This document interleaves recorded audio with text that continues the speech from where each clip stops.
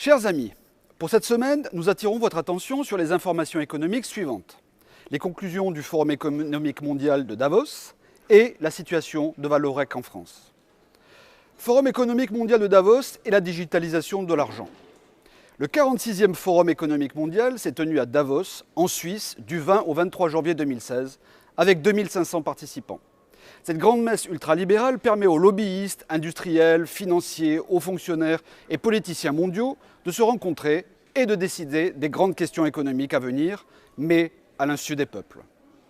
Cette année, le thème était la 4e révolution industrielle, notamment les monnaies digitales et la préparation d'une société sans argent liquide, c'est-à-dire sans billets et sans pièces.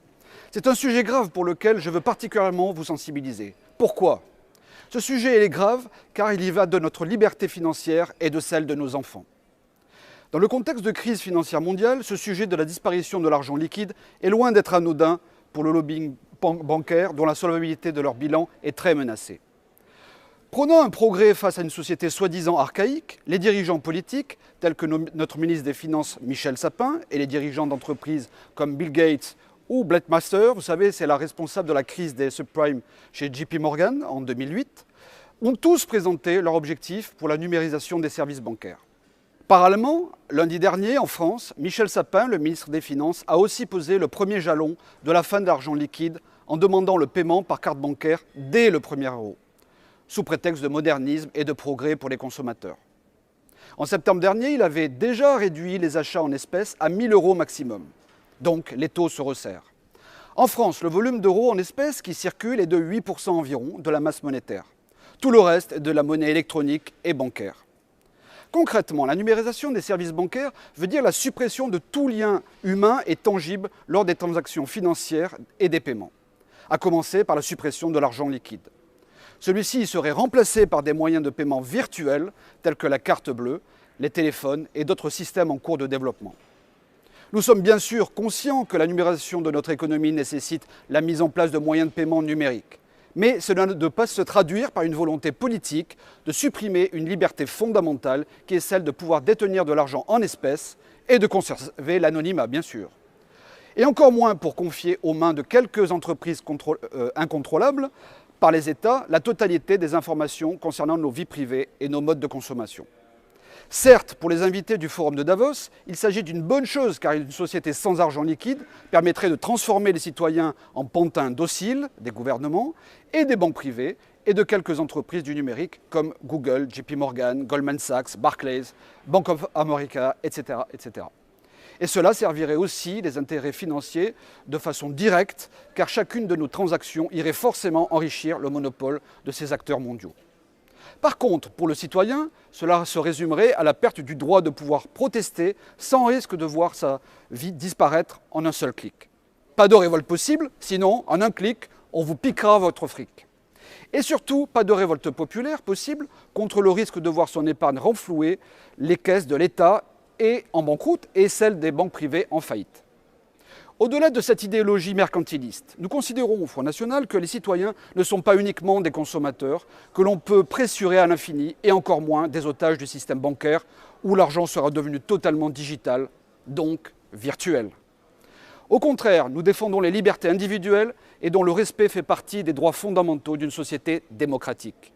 Et nous défendons aussi le droit des citoyens de pouvoir choisir où ils confient leur argent et leur épargne. Alors, sur la fin de l'argent liquide, soyons vigilants et ne donnons pas le bâton pour nous faire battre. Au Forum de Davos, la question centrale à l'ordre du jour a été aussi l'immigration, avec l'objectif d'intégrer des millions de migrants qui déferlent en Europe. À cette occasion, Christine Lagarde, présidente du FMI, le Fonds monétaire international, a expliqué tout le bienfait que présenterait une intégration pour le travail de ces personnes. Selon elle, leur offrir un travail pourrait compenser le coût budgétaire que représente l'accueil de ces populations, relancer la croissance économique européenne et aussi contrer certains effets négatifs du vieillissement de la population. En clair, au lieu de conseiller de relancer la croissance en réindustrialisant notre pays et de favoriser une politique de natalité, le FMI propose d'offrir nos rares emplois aux migrants pour nous sortir du marasme dans lequel leur politique économique ultralibérale nous a plongés. En France, avec plus de 6,5 millions de chômeurs et de personnes en situation précaire, Je pense que nos concitoyens sauront apprécier ces cyniques conseils de technocrates vivant à Washington. Il est évident que ni Mme Lagarde, ni messieurs Juncker, Moscovici, Hollande et Valls n'offriront leur emploi et encore moins leur domicile à ces migrants. En résumé, pour eux, c'est faites ce qu'ils vous disent et surtout pas ce qu'ils font. Vallourec maintenant. Vallourec est ce fleuron de l'industrie française qui est spécialisé dans la fabrication de tubes sans soudure, qui a annoncé une augmentation de capital d'1 milliard d'euros pour affronter la double crise qu'elle traverse, la crise des prix bas du pétrole et le dumping déloyal de la sidérurgie chinoise. Une partie de cette augmentation de capital a été réservée par la Banque publique d'investissement, la BPI France, filiale de la Caisse des dépôts et consignations, qui est le principal organisme français de financement et de développement des entreprises. En cohérence avec notre patriotisme économique, nous approuvons complètement cette opération de recapitalisation de cette entreprise stratégique en difficulté. Je me réjouis de voir que le ministre de l'économie, M. Macron, s'inspire ainsi du programme économique du Front National. En effet, nous défendons un État stratège qui, dans le cadre du patriotisme économique, doit venir au secours des entreprises stratégiques nationales. Nous aurions aimé que ce soit le cas aussi pour Alstom. Espérons que le gouvernement Valls poussera son patriotisme jusqu'à sauver les 500 emplois de Vallourec. À bientôt!